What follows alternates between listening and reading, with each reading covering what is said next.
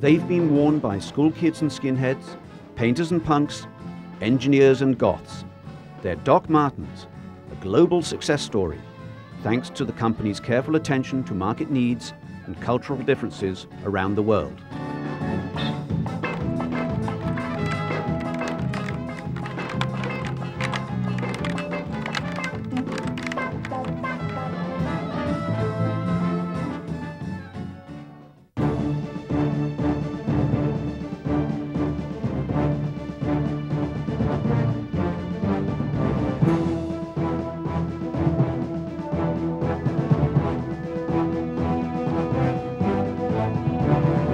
There are some key differences country to country with the styling and the product, and what is really commercial in Europe may be different than what is really commercial in America.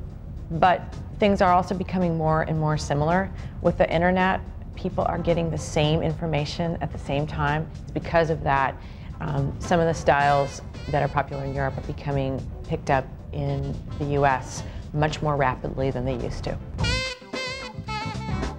Kim says the greatest differences in marketing in Asia, Europe, and the US are varying perceptions of the brand and differences in how brand messages are delivered.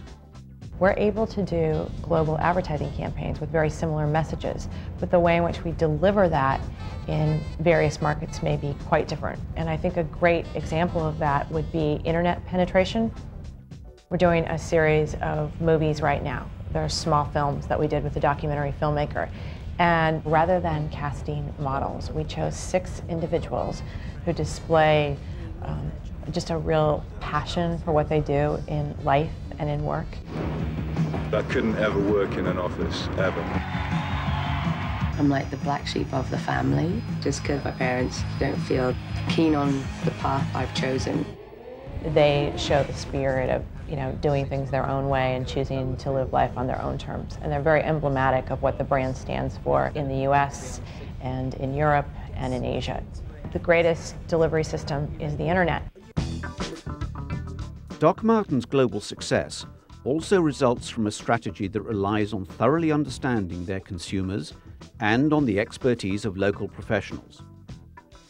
Our strategy for going into new international markets has been twofold. One has been to work with distributors. These are people who are very familiar with the marketplace, understand the consumer in that marketplace, and there have been situations where we've also worked with licensees. As far as line extensions in other countries, we're very much a shoe, boot, and sandal brand. Some markets welcome line extensions. For example, sandals have always been important to our business globally, but in markets like Vietnam and other places where there's warmer culture, it's tremendously important that we give emphasis to building product that they need specifically for their market. While strategies and messages can be fairly consistent from country to country, styles and colors often can't, due to local preferences.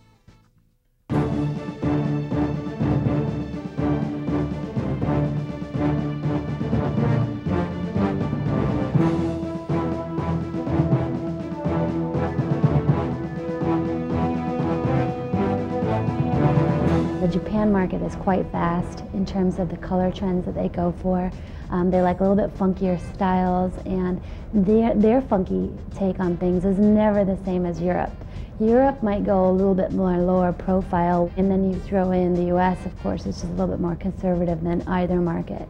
This is a 1460 boot, and this colorway is an example of a colorway that Japan would really jump on and be faster with. This is a shoe that's very conservative, and this is something you'd more or less see in the US. This shoe has a little bit more of what we would call an athletic flair, and classic athletics have become very, very popular across all countries. We have the translucent outsole, which has been consistently associated with the Doc Martens brand. Keeping that brand profile high and the price attractive is essential to Doc Martens' ongoing success with their youthful global market. Branding really has an influence on kids and their choices. If they have 2 styles and they recognize a brand, they tend to go more towards the brand. So branding, along with warranting why a shoe is priced a certain way, makes all the difference.